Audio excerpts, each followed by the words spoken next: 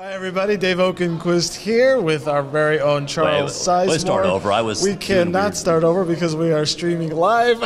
and, Charles is the editor of Peak Profits and Peak Income, and providing some comic relief for everybody that are watching at home. Charles is speaking later today. It's entitled Securing a Stable Stream of Income Amidst the Chaos. And right now it's a little bit chaotic. So this is a good example. Can you give a little bit of a preview of You sure we can't start over? I mean, you're positive? Live. All right, fine. No, so I'll be speaking later today about 4 basic topics. And we talk about how the financial plan as we know it is basically dead on arrival and is ripe for disruption. Beyond that, we're going to talk about why. We're going to talk about how bond yields, where they are today, that's a big part of that issue.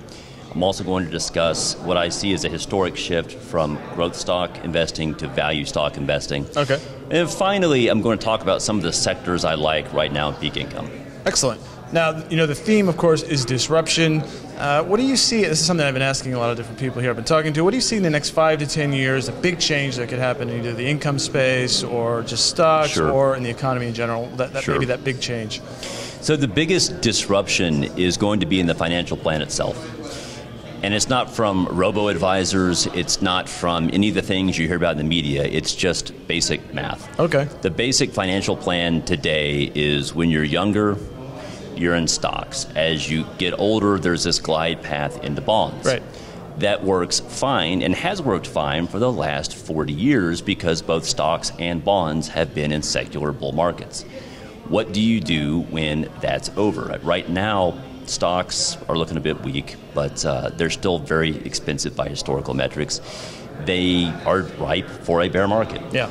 You look at the bond market right now, it's a very similar story. If bonds will probably not go into what I would consider a bear market, but yields are really low right now. Even if they go a little bit higher, it's not going to be enough to support the average retiree retirement. If you're needing 4 to 5% of your portfolio distributed every year, you're not getting that with yields where they are. All right, absolutely. That's great stuff, Charles. Charles is also, in addition to being up this afternoon, he's going to be on a fireside chat with Roger Conrad and Richard Smith. So we're looking forward to that as well. Charles, thank you for your time. And thank you. We powered through this one, right? We did. All right.